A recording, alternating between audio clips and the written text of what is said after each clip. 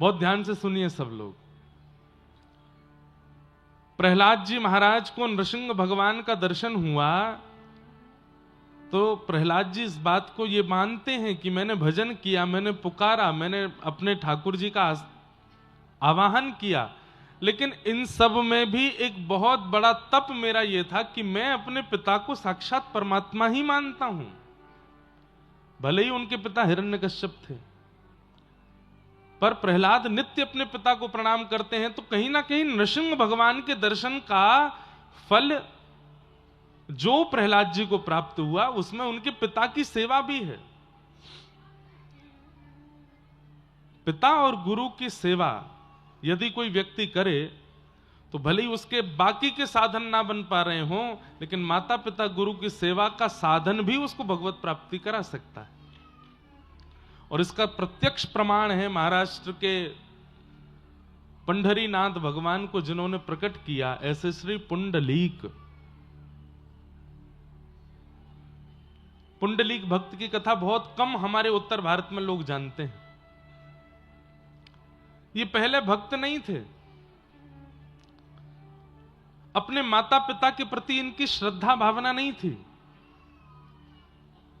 एक बार मां ने कहा कि बेटा हम वयोवृद्ध हो रहे हैं, तीर्थ यात्रा करवा लाओ, हमारे लिए रथ की व्यवस्था या पालकी की व्यवस्था कर दो, हम तीर्थ यात्रा कर लेंगे। तो पुंडलीक बोले कि भगवान ने 2 पैर दिए हैं, चल के चले जाओ, अब मेरे पीछे क्यों पड़े हो कि पालकी लाऊं, रथ लाऊं या कुछ लेके आऊं। तो माता पिता बोले कि दुर्भाग्य से ऐसा पुत्र है, अब क्या कर सकते हैं, चले गए। यहां पुंडलीक के कुछ मित्र, एक मित्र बड़ा धनवान था, वो रथ लेकर के आया और अपने मित्र पुंडलीक से बोला चलो मैं नया रथ लेके आया हूं, थोड़ा घूमने चलते हैं। पुंडलीक बोला हाँ चलो। रथ में घूमते हुए जब जा रहे थे तो रास्ते में माता पिता दिखे पुंडलीक को, दोनों वयोवृद्ध बेचारे सामान लेके तीर्थ यात्रा पे जा रहे थे। तो पुंडलीक ने नजर और फेर ली कि कहीं इनको बैठाना ना पड़ जाए। ऐसा था, माता पिता के प्रति कोई श्रद्धा नहीं। विशेष रूप से सारे युवा ध्यान से सुनिए और माता पिता भी सुनिए। आजकल, पहले एक जमाना था कि बच्चों को मातृ पितृ संस्कार सेवा के देने पड़ते थे, पर आजकल माता पिताओं को भी समझाना पड़ता है कि माता पिता कैसे बना जाए। इसलिए दोनों सुनिए, बहुत ध्यान से सुनिए। थोड़ा आगे जाकर के एक आश्रम में रात्रि हो गई, तो वहां जाकर के पुंडलीक अपने मित्रों के साथ सो गए।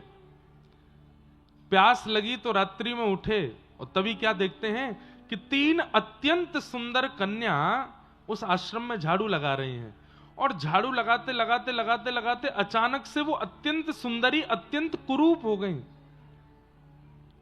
और जैसे ही उनका रूप कुरूप हुआ तो झाड़ू लगा करके जितनी रज वहां इकट्ठी हुई, उस रज को जैसे ही उन्होंने पुनः माथे से लगाया फिर से सुंदर हो गए।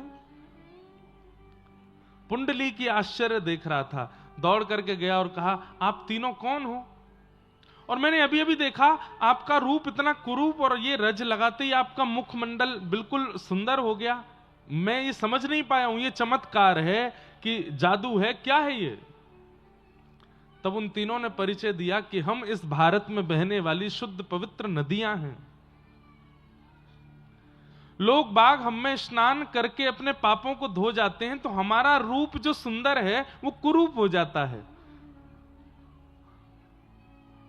तब अपने उस लोगों के जो पाप हमारे अंदर आए हैं उनको नष्ट करने के लिए हम भारतवर्ष के आश्रमों में जाते हैं और वहां जाकर के गुरुजनों के, वयोवृद्धों के जो चरण रज है उसको अपने माथे से लगाते हैं, तो उससे हमारे जितना भी कुरूपता है, जितने भी लोगों के पाप भीतर आए, सब नष्ट हो जाते हैं। पुंडलीक बोला कि मतलब जीवन में चाहे जितने पाप किए हों, उन पापों का प्रायश्चित धाम जाने से, तीर्थ जाने से, नदी स्नान करने से तो होता है, ये रज लगाने से भी होता है। तब वो तीनों नदियां बोली कि धाम जाने से, तीर्थ जाने से, नदी स्नान करने से होगा, यह भी कंफर्म नहीं है। लेकिन घर में विराजमान माता पिता और सदगुरु के नित्य चरण रज लगाने से तो नित्य पाप नष्ट होते हैं। ये प्रत्यक्ष है, ये प्रमाणित है।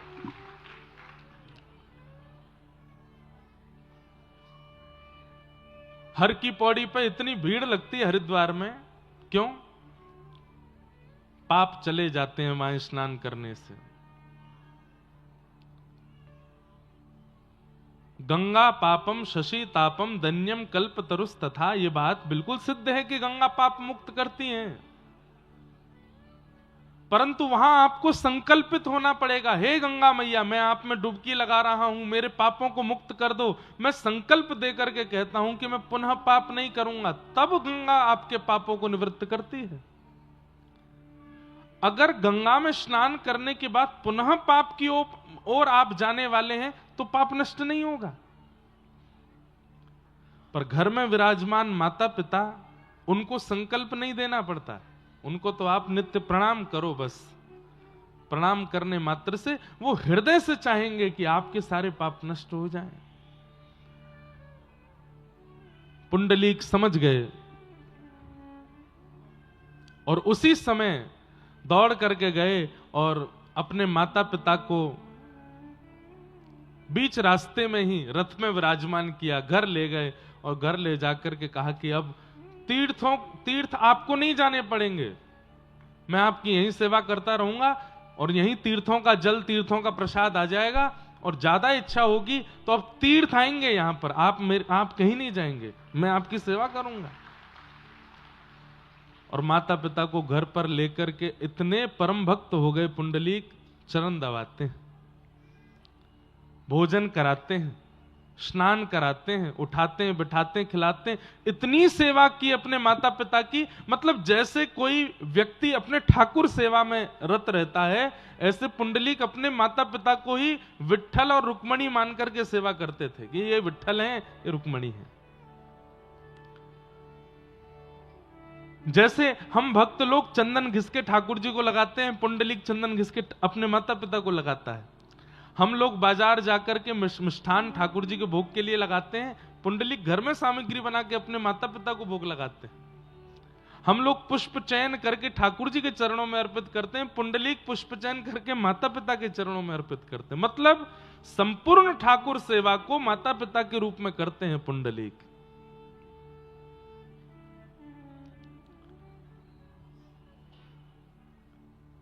कोई साधन नहीं, कोई नाम नहीं, कोई जप नहीं, कोई अन्य क्रिया नहीं, केवल माता पिता की सेवा। यहां द्वारिका में जैसे ही लीला पूरी करने का समय आया, ठाकुर जी ज्ञान उपदेश कर रहे हैं उद्धव आदि अपने कुछ प्रियजनों को, तब उद्धव ने कहा, नाथ आप कहां जा रहे हो? ठाकुर जी बोले, मैं वैसे तो श्रीमद् भागवत में विराजमान रहूंगा, लेकिन मेरा एक भक्त है, पहले मैं उसको दर्शन दे आऊं। बोले कौन? बोले चंद्रभागा के तट पर अपने माता पिता की चरण सेवा कर रहा है पुंडलीक, मैं उसके पास जाऊंगा। उसने कोई साधन नहीं किया, यज्ञ नहीं किया, तप जप कुछ नहीं किया, केवल मातृ पितृ सेवा की है। मेरा मन है कि मैं उसको दर्शन दूं। और ठाकुर जी पहुंच गए। पुंडलीक माता पिता की सेवा कर रहा था, आधी रात का समय। जैसे ही ठाकुर जी आए तो ठाकुर जी के श्री अंग से कस्तूरी की सुगंध आ रही थी, और वो सुगंध इतनी मनमोहक होती है कि महाराज देवराज इंद्र भी उस सुगंध को लेने के लिए तड़पते हैं, लेकिन ठाकुर जी के अंग की वह सुगंध इंद्र को भी प्राप्त नहीं होती। लेकिन जैसे ही भगवान पुंडलीक के द्वार पर पहुंचे तो पुंडलीक को सुगंध आने लगी, तो सुगंध प्राप्त करते ही पुंडलीक बोला, पता नहीं ये सुगंध कहां से आ रही है, अगर ये सुगंध मेरे माता पिता को आई तो कहीं वो बेचैन ना हो जाएं, वो गहरी नींद में हैं, सुगंधी के कारण कहीं उनको बेचैनी ना हो, कहीं वो करवट ना लेने लग जाएं। पुंडलीक दौड़ करके गया, हवा करने लगा द्वार पर कि ये सुगंधी भीतर ना आवे। ठाकुर जी चल करके आ रहे हैं तो नूपुरों की छम छम छम ध्वनि आ रही है, हाथ के कड़ूले बज रहे हैं, ठाकुर जी के श्रृंगार बज रहे हैं, तो उसका जो स्वर आ रहा है जिनसे वेद प्रकट होते हैं, वेद की ऋचाएं प्रकट होती हैं, ठाकुर जी के नूपुरों की उन ध्वनि को सुन करके पुंडलीक अपने माता पिता के कान बंद कर रहा है कि कहीं इस स्वर से इनकी नींद ना खुल जाए। जैसे ही श्याम सुंदर आकर के द्वार पर खड़े हुए तो उनका नील सरोरुह वदन, और जैसे ही उसकी कांति घर के अंदर प्रवेश करने लगी, पुंडलीक चद्दर रखता है अपने माता पिता पे, कहीं ये कांति मेरे माता पिता के मुख पे गई तो वो छटपटा के उठ ना जाए। और पूछने लगा, कौन हो भाई, यहां क्यों आ चले आए हो? ठाकुर जी उत्तर देके बोले, पुंडलीक मैं हूं। बोले कौन मैं? बोले देवकी नंदन, वसुदेव नंदन, द्वारिकाधिपति, गौ ब्राह्मण प्रतिपालक, त्रिभुवन नायक, साक्षात परमात्मा कृष्ण, तुम्हारे द्वार पर खड़ा हूं पुंडलीक। पुंडलीक दौड़ करके गया। बोले आप भगवान हो? बोले जी। यहां क्यों आए हो? ठाकुर जी बोले, ये प्रश्न कोई नहीं करता मुझसे। अरे जन्म जन्मांतरों के पुण्यों के बाद भी मेरा दर्शन नहीं होता पुंडलीक, मैं तेरे कुछ सालों की सेवा से प्रसन्न होके आ गया हूं। पुंडलीक बोला, लेकिन मैंने आपको प्रसन्न करने के लिए सेवा तो नहीं की थी, आप क्यों प्रसन्न हो गए? मैं तो माता पिता की सेवा उनकी प्रसन्नता के लिए कर रहा हूं, आप क्यों प्रसन्न हो गए? ओहो, मैंने सुना है आप माखन चोर हो, आप चित चोर हो, मेरे माता पिता की सेवा की प्रसन्नता की भी चोरी कर ली आपने। अरे वो प्रसन्न होने चाहिए, आप क्यों हो गए? रुक्मणी जी भी साथ में गई थी। रुक्मणी जी ने ठाकुर जी का हाथ पकड़ा, बहुत बेइज्जती हो रही है, चलो यहां से, इसलिए आए थे हम यहां पे। देवी रुको ना, ये पुंडलीक है, इसकी निष्ठा तो देखो माता पिता में, साक्षात कृष्ण, साक्षात रुक्मणी द्वार पर खड़े हैं, लेकिन ये हमको पूछ भी नहीं रहा है माता पिता के आगे। ठाकुर जी के पास आकर के हाथ जोड़ के बोला, मैं आपके आगे हाथ जोड़ता हूं, मेरे माता पिता सो रहे हैं, विश्राम कर रहे हैं, आप जाइए यहां से। ठाकुर जी बोले, हम एक बार जिसके पास आ जाते हैं फिर उसको लेके ही जाते हैं। पुंडलीक बोला, मैं नहीं जाने वाला कहीं, और ना मुझे जाना है, और ना मैंने आपको बुलाया। अगर आपका कोई न्यायालय होता हो तो वहां पर मैं आप पर केस भी कर दूंगा कि मैंने नहीं बुलाया था आपको, जबरदस्ती ले गए मुझे खींच के। ठाकुर जी बोले, कैसी भक्ति पुंडलीक की। अच्छा भाई, हम द्वार पर खड़े हैं, तुम सेवा कर लो माता पिता की, जब सेवा से निवृत्त हो जाओ तब आ जाना, तब मिल लेना हमसे, तब तक के लिए कोई आसन दे दो हमको। पुंडलीक बोला, अब आसन लाओ, फिर कहोगे चाय नाश्ता पानी लाओ, फिर कहोगे भोजन लाओ, फिर कहोगे नींद आ रही है बिस्तर लाओ। अरे आसन तो दे ही सकते हो। पुंडलीक गए भीतर जाकर के, आसन ढूंढने में इतनी उनको लग रहा था कि इतनी देर भी मेरे माता पिता की सेवा से मुझे दूर क्यों किया जा रहा है। तो एक ईंट दिखाई दी, वही सरका दी, बोले ये लो आसन, बैठ जाओ उसके ऊपर। रुक्मणी जी पकड़ती रही, मना करती रही, ठाकुर जी नहीं माने, और उस ईंट के ऊपर प्रतीक्षात्मक भाव से आज तक ठाकुर जी खड़े। आज भी पंढरीनाथ विठ्ठल भगवान खड़े हैं और प्रतीक्षा कर रहे हैं कि मेरे पुंडलीक की सेवा एक दिन पूरी होगी और वो मुझसे मिलने आएगा। सोचिए, भगवत दर्शन के लिए मैं और आप, हम क्या नहीं कर रहे हैं, सब कुछ कर रहे हैं। सारे नियमों का पालन कर रहे हैं, सारी विधाओं का पालन कर रहे हैं, सारे तीर्थों के दर्शन कर रहे हैं, सब प्रकार की क्रिया कर रहे हैं कि हमको भगवत अनुभव हो, लेकिन घर में विराजमान जो माता पिता हैं उनकी सेवा ही नहीं कर रहे। अब वैसे तो मैं भी वंचित रहता हूं सेवा से, मुझे भी माता पिता की सेवा तो प्राप्त नहीं हो पाती। बार बार उनके समीप जाना, उनके चरण दबाना, ये हमको सेवा मिलती नहीं, हम तो कथाओं में ही रहते हैं।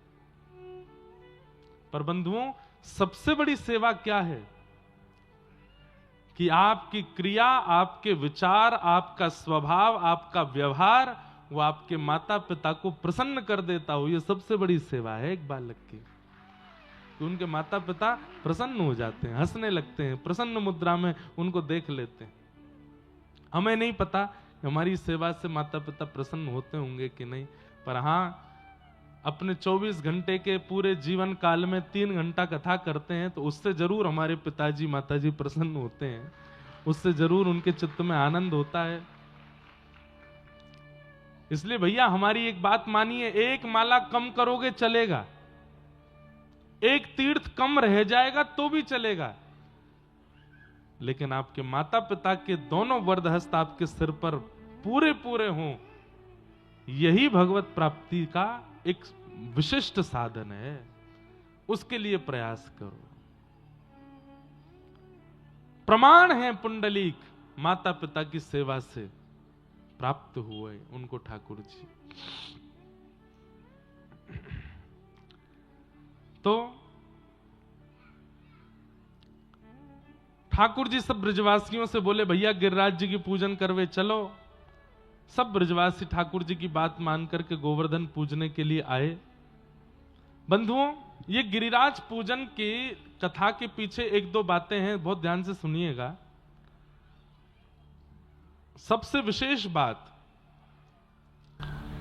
कि हमारे द्वारा जब धन का असद व्यय होता है तो ठाकुर जी को अच्छा नहीं लगता। जब हम अपने धन को गलत जगह पर इस्तेमाल करते हैं, गलत जगह उसका व्यय करते हैं, तो ठाकुर जी को बड़ी पीड़ा होती है। क्यों? धन साक्षात लक्ष्मी है, और लक्ष्मी का जब असद व्यय हमारे द्वारा होता है तो ठाकुर जी को पीड़ा होती है। तो ठीक वैसे ही कहीं भी पूजने चले जाएं, कहीं भी चद्दर वद्दर चढ़ाने चले जाते हैं, कहीं भी अगरबत्ती घुमाने चले जाते हैं, किसी को भी पूजने लग जाते हैं, क्यों? हमारे काम बन जाएं, केवल इसलिए ठाकुर जी को इससे बड़ी पीड़ा होती है। ठाकुर जी बोलते हैं जब मैं मिल गया तो फिर तू कहीं और काहे को भटक रहा है? जब मैं प्राप्त हो गया तो फिर कहीं और भटकने की आवश्यकता क्यों है? इसलिए भैया एक के रहिए जीवन भर। ठाकुर जी जीवन में प्राप्त हो गए तो बस उन्हीं के रहिए, अन्य स्थानों पर जाकर के असद धन का व्यय मत करो। ब्रजवासियों के प्रति ठाकुर जी की भावना ऐसी बनी कि जब मैं मिल ही गया तो फिर इंद्र की पूजा क्यों? अपने इस अमूल्य धन का असद व्यय मत करो। तो अब ठाकुर जी बोले मैं कहूंगा मेरी पूजा करो तो ये करेंगे नहीं, तो फिर अपने ही सब्स्टिट्यूट के रूप में ठाकुर जी ने गिरिराज जी की पूजा कराई। लेके गए सब ब्रजवासी, इनको जाओ जाकर के गिरिराज पूजन करो। और 4 भुजा वाले श्री गोवर्धन नाथ प्रकट है करके सब ब्रजवासियों की सेवा को स्वीकार करने लगे। इंद्र को पता चली तो इंद्र ने मेघमालाओं को आज्ञा करके कहा कि इतनी वर्षा करो पूरा ब्रजमंडल बह जाए। आकाश में काले बादलों ने गर्जना करनी शुरू की। ब्रजवासियों का विश्वास डगमगाने लगा। उस विश्वास को स्थिर करने के लिए गिरिराज जी को प्रणाम करके 7 बरस के ठाकुर जी ने 7 कोस लंबे चौड़े गिरिराज पर्वत को धारण करके अपनी बाम हस्त की कन्नी उंगली के नख पे धारण कर लिया। बोलो गिरवरधारी गोपाल की। बंधुओं, गिरिराज धारण लीला, इसके अनेक पहलू बताए जाते हैं, पर इसका एक विशेष पहलू यह भी है कि उन ब्रजवासियों के चित्त में अविश्वास हो गया था कि भाई हम गिरिराज पूजन करवे आए, इंद्र नाराज है क्यों? और इंद्र से हमारी रक्षा ये गिरिराज बाबा नहीं कर रहे हैं। तो ठाकुर जी ने सब ब्रजवासियों को दिखा दिया, देखो गिरिराज बाबा की हमने पूजा करी, इतना विशाल पर्वत, अरे हम 1-8 किलो के पत्थर नहीं उठा सकते, इतना विशाल पर्वत देखो, मैं 7 बरस का हूं, मैंने कन्नी उंगली पर धारण कर लियो, मैंने नहीं धारण कियो, ये हमारी रक्षा करवे के काजे गिरिराज बाबा ही इतने हल्के है गए कि मैंने इनको धारण कर लियो। इससे ब्रजवासियों का विश्वास प्रगाढ़ करवाया ठाकुर जी ने। मानो हमसे भी ठाकुर जी यही संकेत कर रहे हैं कि शरणागति के बाद में अविश्वास नहीं आना चाहिए।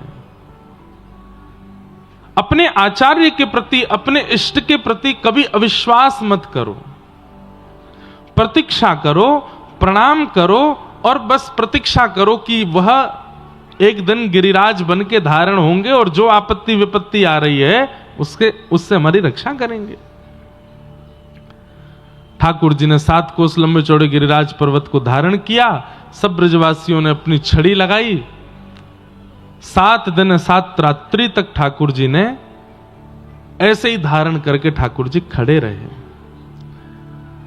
अब यहां अनेक कथाएं, अनेक लीलाएं गिरिराज जी के नीचे भी ठाकुर जी की हुई हैं। एक लीला कि गर्गाचार्य जी महाराज ने यशोदा मैया से कही, बोले मैया तुम्हारो लाला जो है नारायण समो गुणई है, ये तुम्हारो लाला जो है का ये नारायण के समान गुण वालो है।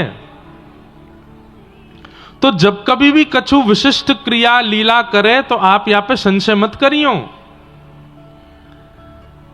आज जब ठाकुर जी ने गिरिराज जी उठाए तो यशोदा मैया को गर्गाचार्य जी की बात याद आई कि मेरो लाला नारायण के समान गुण वालो है।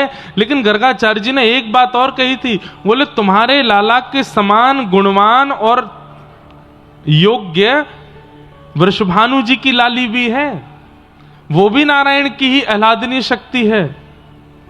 तो जब कभी तुम्हारो लाला कोई विशिष्ट लीला करे तो वृषभानु नंदिनी राधा रानी को या के सामने लाए के खड़ो कर दियो, तुम्हारे लाला की शक्ति क्षीण नहीं होएगी। आज जब ठाकुर जी ने गिरिराज जी उठाए तो यशोदा मैया व्याकुल हुई, कहां है राधा रानी, कहां है वृषभानु नंदिनी, कहां है बरसाने वाली राधा, वाकू लेके आओ, मेरे लाला के सन्मुख खड़ो कर दो। यशोदा मैया ढूंढने लगी, कहां है कहां है कहां है। 3 दिन बीत गए। 3 दिन बाद वृषभानु बाबा मिले तो वृषभानु बाबा से यशोदा मैया बोली, आपकी लाली कहां है?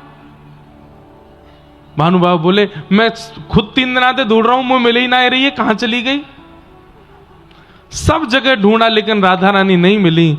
तो जिस शिलाखंड के ऊपर ठाकुर जी खड़े हैं कन्नी उंगली पर गिरिराज जी लेकर के, उस शिला के पीछे जब जाकर के यशोदा मैया ने देखा तो क्या पाया कि वहीं ध्यान मुद्रा में श्री किशोरी जी, श्री राधा रानी बैठी हैं और अपने अपलक नेत्रों से श्री गिरिराज जी को देख रही हैं। और किशोरी जी के नेत्रों से ही निकलने वाला एक दिव्य तेज उस पर श्री गिरिराज जी टिके हुए हैं।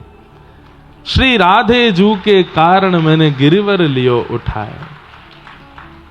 ठाकुर जी आगे कन्नी उंगली धारण करके खड़े हैं, पीछे किशोरी जी अपने दिव्य तेज पर गिरिराज जी को धारण कर रही हैं। मूल बात तो यह है कि गिरिराज जी मूल रूप से किशोरी जी ने ही धारण किए हैं, श्री राधा रानी ने धारण किए हैं। ठाकुर जी तो केवल उंगली लगाए कि सबरो श्रेय ले रहे हैं अपने ऊपर कि मैंने उठाए। वास्तव में तो श्री गिरिराज जी को धारण किशोरी जी कर रही हैं, किशोरी जी ने धारण किया है। सब ब्रजवासियों के मन में आई, बोले मैया इन दोनों को ब्याह कर दो, ये हमारे व्रज की इतनी रक्षा करें, इन दोनों को ब्याह कर दो। अब ये कथा भागवत में तो नहीं है पर अन्य अन्य पुराणों में इस बात का उल्लेख होता है कि श्री प्रिया प्रियतम का ब्याह उत्सव हुआ और श्री ब्रह्मा जी ने आकर के बांडीर वन में ठाकुर जी का ब्याह कराया किशोरी जी के साथ। वास्तव में बंधुओं किशोरी जी कौन है? इधर देखिए, ध्यान से सुनना। हर व्यक्ति के अंदर आह्लाद प्रकट होता है। आह्लाद किसको कहते हैं? आनंद की चरम स्थिति को आह्लाद कहते हैं। प्रसन्नता की चरम स्थिति आनंद और आनंद की भी चरम स्थिति आह्लाद। हम सबके चित्त में आह्लाद प्रकट होता है तो वह आह्लाद व्यक्त हम लोग किसी ना किसी रूप में करते हैं। आह्लाद व्यक्त, कोई नाच के आह्लाद व्यक्त करता है, कोई उछल करके आह्लाद व्यक्त करता है, कोई चिल्ला करके आह्लाद व्यक्त करता है, कोई दौड़ करके आह्लाद व्यक्त करता है, कोई कई लोग ऐसे होते हैं वो खा करके आह्लाद व्यक्त करते हैं, उनको ज्यादा अच्छा लगता है तो वो खाते हैं।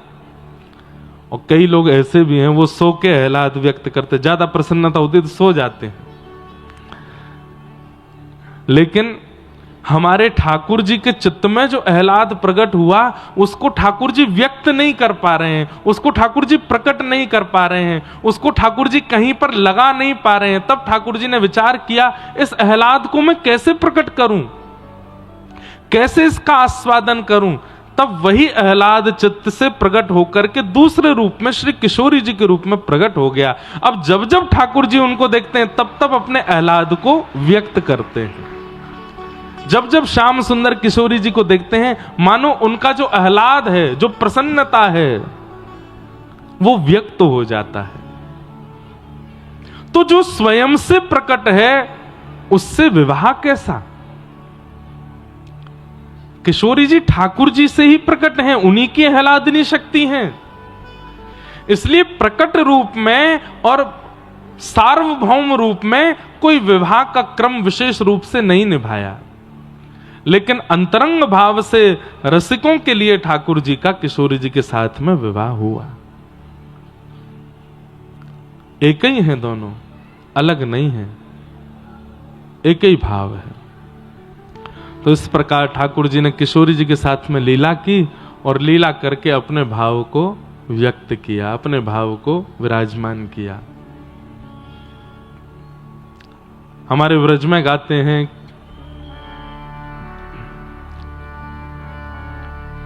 हो व्रज में रतन राधिका गोरी, व्रज में रतन राधिका गोरी, व्रज में रतन राधिका गोरी, व्रज में रतन राधिका गोरी, राधिका गोरी, राधिका भोरी, राधिका गोरी, राधिका भोरी, हे राधिका गोरी, राधिका भोरी, राधिका भोरी, राधिका भोरी।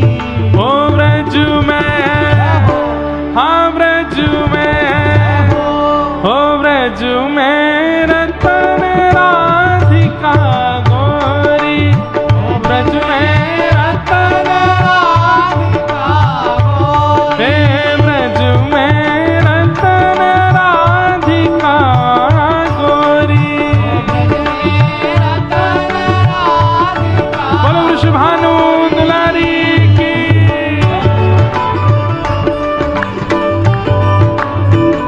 करताल बजा के गाओ।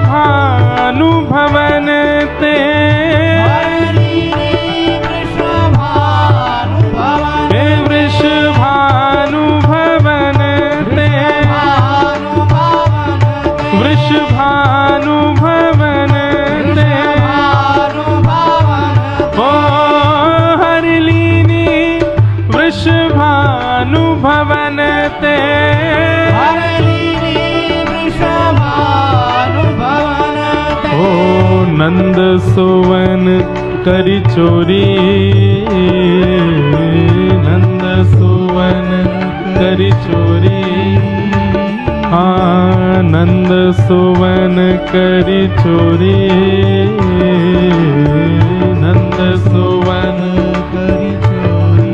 ओ व्रज में, हाँ व्रज में, ओ व्रज में रतन राधिका गोरी, ओ व्रज में रतन राधिका गोरी, हे व्रज में रतन राधिका गोरी, व्रज में रतन राधिका गोरी, ओ राधिका गोरी, राधिका भोरी, राधिका गोरी, राधिका भोरी, हे राधिका गोरी, राधिका भोरी, राधिका गोरी, राधिका भोरी, हे व्रज में, ओ व्रज में, हाँ व्रज में रतन राधिका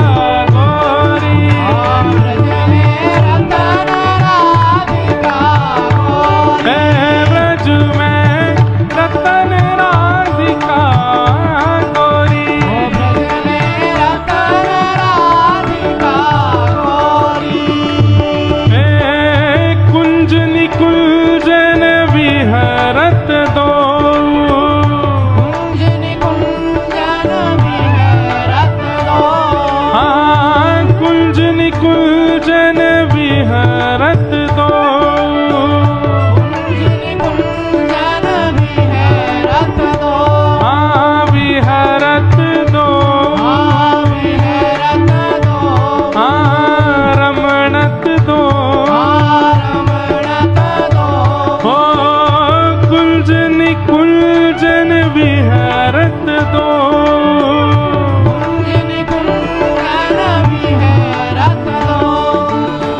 और यमुना जल खोड़ी, और यमुना जल खोड़ी, और यमुना जल खोड़ी, और यमुना जल खोड़ी। ओ व्रज में, हाँ व्रज में, ओ व्रज में रतन राधिका गोरी, ओ व्रज में रतन राधिका गोरी, व्रज में रतन राधिका गोरी, व्रज में रतन राधिका। बोलो वृषभानु दुलारी।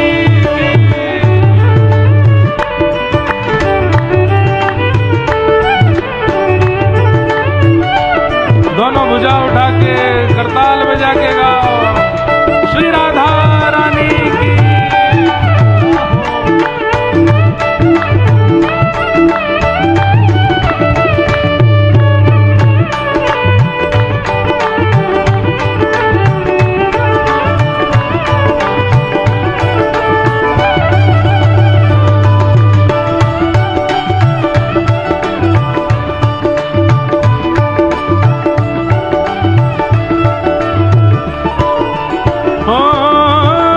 कृष्णदास प्रभु गिरधर नागर, कृष्णदास प्रभु गिरधर नागर। हमारे व्रज में अष्ट सखा हुए, अष्ट छाप के कवि, उनमें से श्री कृष्णदास जी, बड़ी सुंदर लीलाएं हैं इनकी ठाकुर जी के संग। उनका पद है कृष्णदास प्रभु गिरधर नागर, कृष्णदास प्रभु गिरधर नागर, हे प्रभु गिरधर नागर,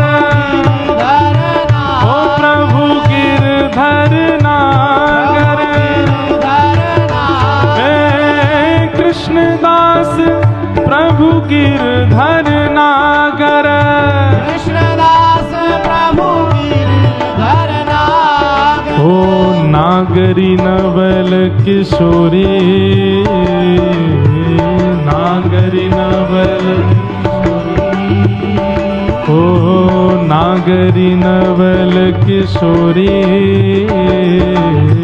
नागरी नवल किशोरी।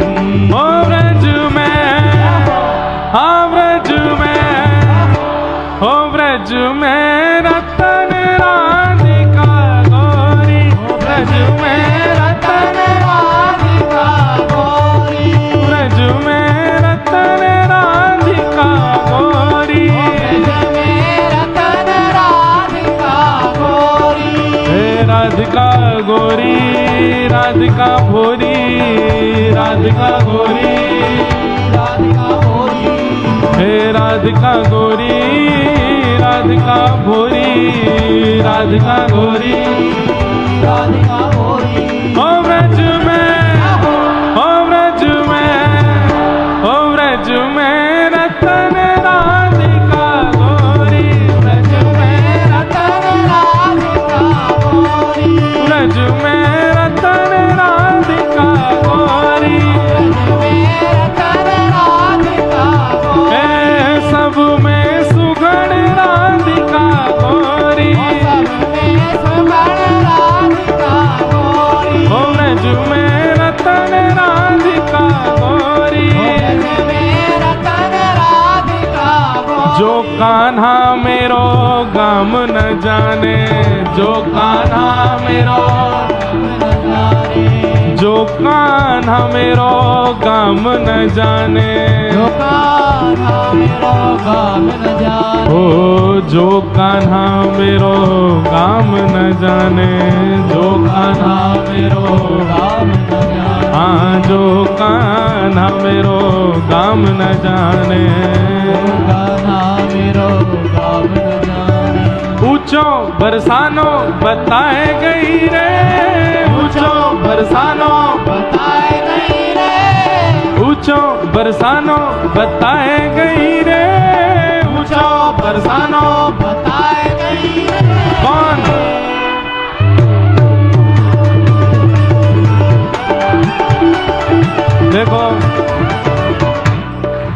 कल तो कथा विश्राम है, कल तो चले ही जाना है। अब ये 2 दिन आज और कल की कथा और है। कल कथा सुबह और है, सुबह 10 बजे से कथा है। तो बस ये 2 दिन ऐसो भाव है कि कथा के माध्यम से और श्री किशोरी जी के कीर्तन के माध्यम से ये कथा ऐसी स्मृति बन के बैठ जाए चित्त में, मन में, हृदय में कि कटनी वाले झूमते ही रहें। हमारी किशोरी जी के नाम में ऐसे है जाए महाराज कि बस कटनी वाले उन्हीं को याद करते रहें। ऊंचो बरसानो बताए गई रे, ऊंचो बरसानो बताए गई रे, ऊंचो बरसानो बताए गई रे, ऊंचो बरसानो बताए गई रे। बरसाने की छोरी राधा गोरी गोरी, बरसाने की छोरी राधा गोरी गोरी। जो कान्हा मेरो नाम न जाने, जो कान्हा मेरो नाम न जाने, जो कान्हा मेरो नाम न जाने, जो कान्हा मेरो नाम न जाने, हो मेरो नाम न जाने। और आपको पता हो ये होली को पद है और हमारे ब्रजमंडल में वसंत पंचमी से लेकर के और एकादशी धुलेरी तक होली चला 40 दिना की। रोज ठाकुर जी को गुलाल लग रो है। तो इस भाव से ये रसिया होली को गाय लो कि आज हम श्री भागवत जी को भी गुलाल लगा रहे हैं, होली की नग बधाई दे रहे हैं। हो जो कान्हा मेरो नाम न जाने, जो कान्हा मेरो नाम न जाने, हाँ जो कान्हा मेरो नाम न जाने, जो कान्हा मेरो नाम न जाने, ओ मेरो नाम न जाने, मेरो नाम न जाने, ओ मेरो नाम न जाने, कछु नाए जाने, ओ मेरो नाम न जाने, मेरो नाम न जाने, जो कान्हा मेरो नाम न जाने, ओ जो कान्हा मेरो नाम न जाने, हाँ जो कान्हा मेरो नाम न जाने। हे राधा रंगीली बताए गई रे, राधा रंगीली बताए गई रे, राधा रंगीली बताए गई रे, राधा रंगीली बताए गई रे।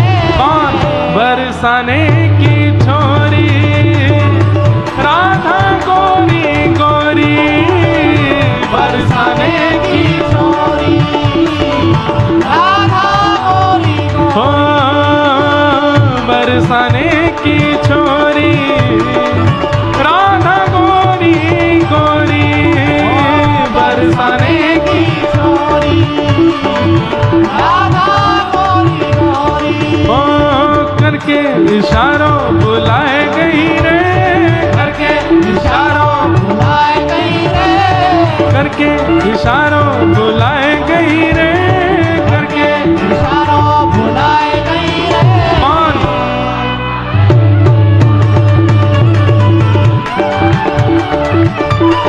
हो बरसाने की छोरी राधा गोरी गोरी, हो बरसाने की छोरी राधा गोरी गोरी। जय राधे राधे, जय राधे राधे, श्री राधे राधे, राधे राधे, ओ बरसाने वाली, जय राधे राधे, कृष्ण भानु दुलारी, राधे राधे, जय राधे राधे, राधे राधे, श्री राधे राधे, राधे राधे, जय राधे राधे,